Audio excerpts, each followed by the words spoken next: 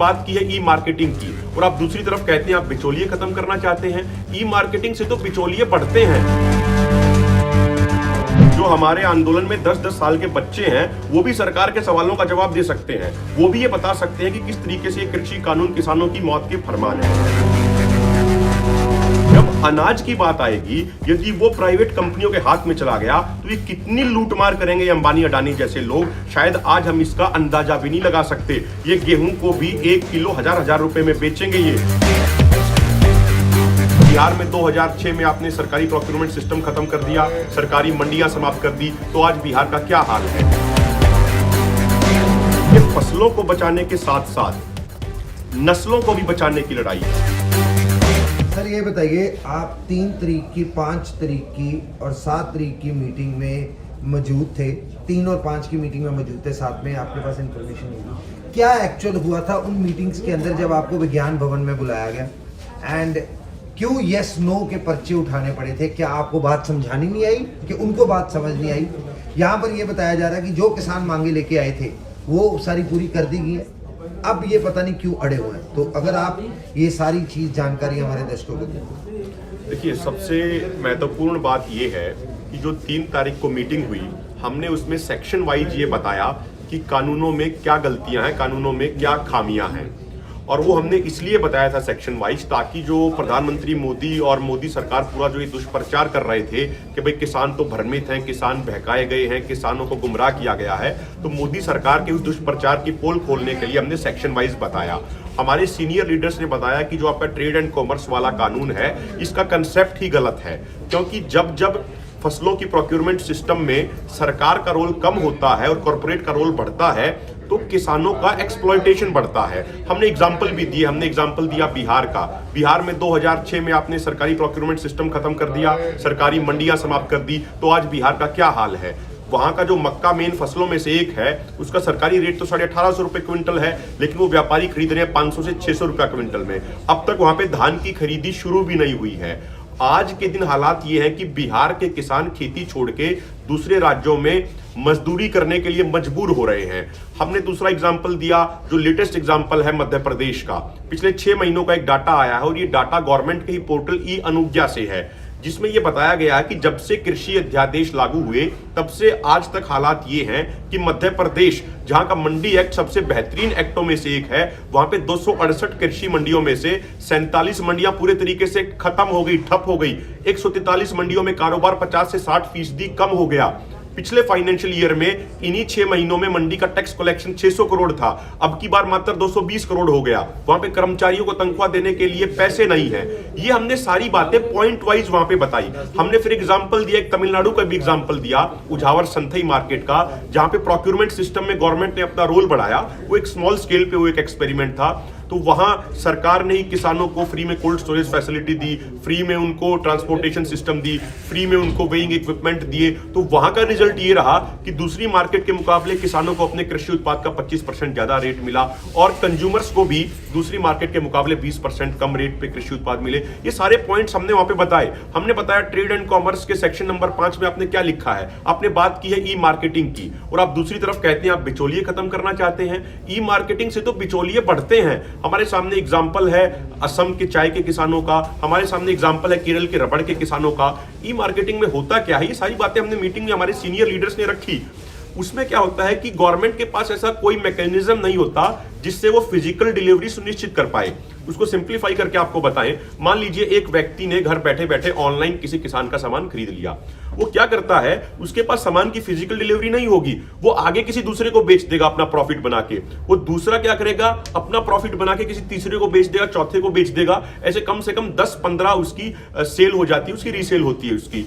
तो इससे होगा क्या कि उस पर्टिकुलर कृषि उत्पाद का दाम बहुत ज्यादा बढ़ जाएगा और किसान को कुछ नहीं मिलेगा। तो ये जो पूरा हमने मैकेनिज्म होता है, इसको बड़ा सिंप्लीफाई करके हमारे सीनियर लीडर्स ने बहुत बखूबी रखा। उसके बाद हमने बताया उसमें कि जो आपका एसेंशियल कमोडिटी एक्ट में आपने चेंज किया है, आप बात कर रहे हैं कि भाई इससे किसानों को स्टोर करने की अनुमति मिल जाएगी, जब वो अपना स्टोर करेंगे, जब रेट ज्यादा होगा, जब बिकेगा। ये जो गवर्नमेंट का आर्गुमेंट है, हमने इसको पूरे तरीके से इसकी पोल खोल दी। हमारे लीडर्स ने एक एक करके ये बताया कि हमारे देश में 85% तो छोटे किसान हैं, उनके पास स्टोरेज करने की क्षमता है ही नहीं। 2-2 कमरों के मकान हैं, वो उन कमरों में खुद रहेंगे या अपना अनाज स्टोर करेंगे। और दूसरी बात, उसके सेक्शन नंबर 2B में गवर्नमेंट ने ये साफ लिखा है कि यदि जो पेरिशेबल आइटम्स हैं उनका रेट 100% बढ़ा और नॉन पेरिशेबल का 50% बढ़ा, तो दोबारा से स्टॉक लिमिट लग जाएगी। और वो दोबारा से स्टॉक लिमिट सिर्फ किसानों पे लगेगी, किसी कंपनी, किसी वैल्यू चेन पार्टिसिपेंट या किसी प्रोसेसर पे नहीं लगेगी।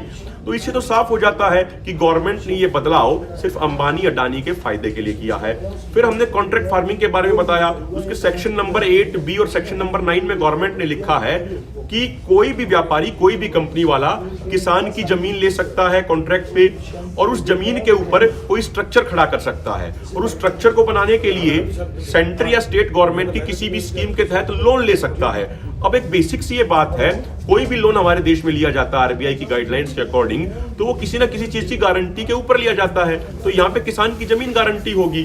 तो गवर्नमेंट के ऐसे बहुत सारे, और भी हमने बहुत सारे कई चीजें गिनवाई।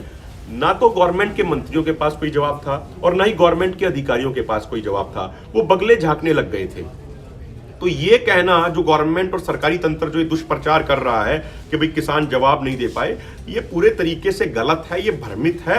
मैं ये आपको स्पष्ट कर देना चाहता हूं कि जो आपके सीनियर लीडर्स हैं वो बड़ी बहादुरी से, बड़ी ईमानदारी से वो आपका पक्ष रख रहे हैं। ना तो वो पीछे हट रहे हैं, ना वो किसी से डर रहे हैं, ना वो किसी से दब रहे हैं। और एक और जो इसमें महत्वपूर्ण बात है, जो यस और नो का जो दिखाया गया था वहां पे फाइल पे लिख के, वो तो 5 तारीख को हुआ था।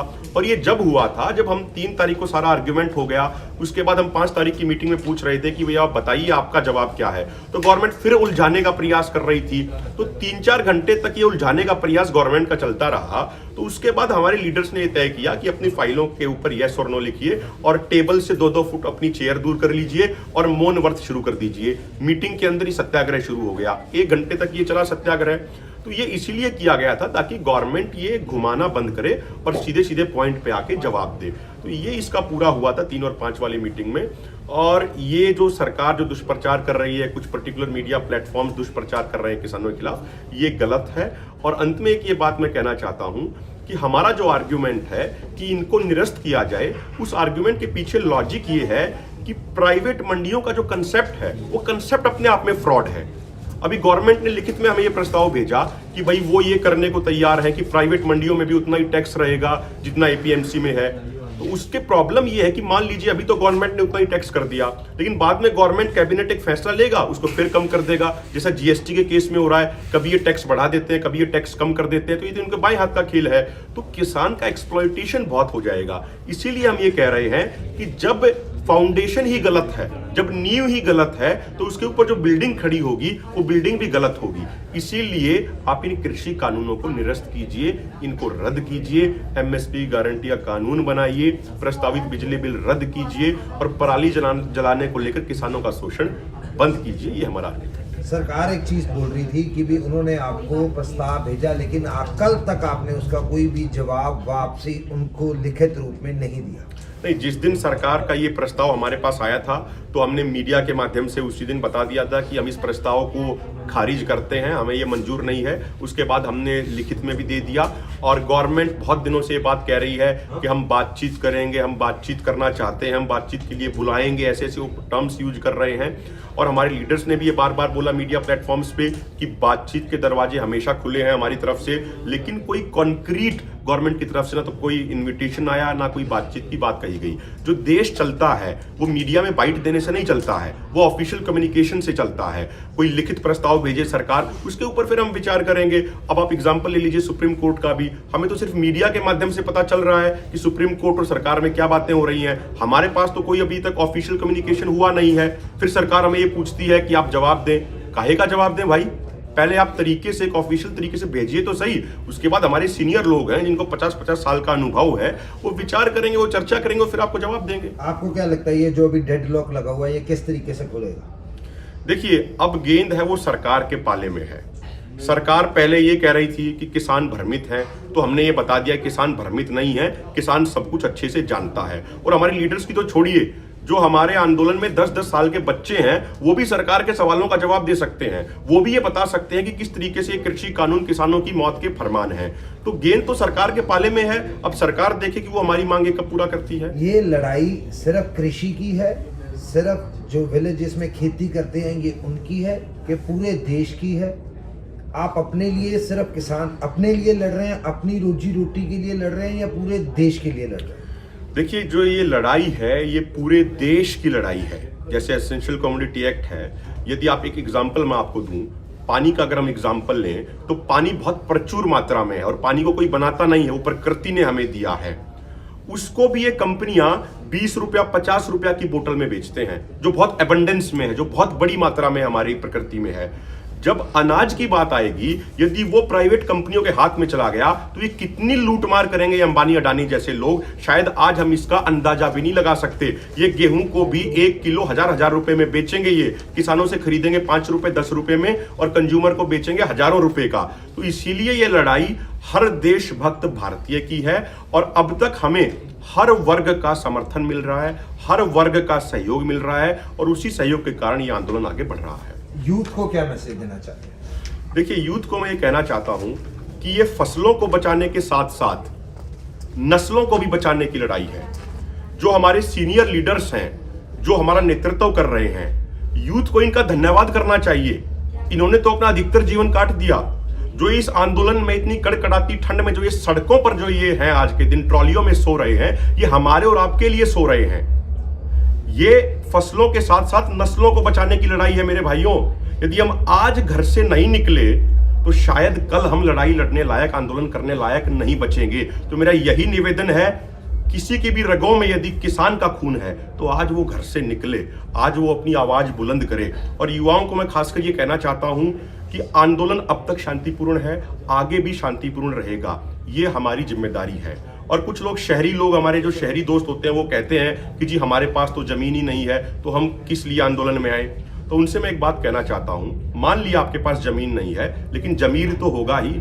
और यदि जमीर है तो आज इस अन्नदाता के लिए खड़े होइए। जो आपकी प्लेट में जो खाना आता है, जो रोटी आती है, वो आप गूगल से या फेसबुक से डाउनलोड नहीं करते हैं, वो किसान के खेत में वो उगता है और उससे आपका पेट भरता है। तो इसलिए हाथ जोड़ के निवेदन है कि सभी भाई अधिक से अधिक मात्रा में इस आंदोलन में सहयोग करें। अभी 5 बॉर्डर हैं जो बंद हैं, हम तो कहते हैं पूरी दिल्ली के सारे रास्ते बंद होने चाहिए, जैसा हमारे लीडर्स ने कहा। और अंत में मैं ये कहना चाहूंगा कि किसान एकता मोर्चा जो फेसबुक पे, यूट्यूब पे, ट्विटर पे, इंस्टाग्राम पे, जो हमारे संयुक्त किसान मोर्चा के आंदोलन के जो ऑफिशियल पेजेस हैं, आप वहां पे जुड़िए, अधिक से अधिक उनको लाइक कीजिए, शेयर कीजिए, ताकि आपको ऑफिशियल जानकारी मिलती रहे और जो ये सरकारी तंत्र और जो गोदी मीडिया दुष्प्रचार कर रहा है, इस दुष्प्रचार से हम बच सकें। बहुत बहुत धन्यवाद।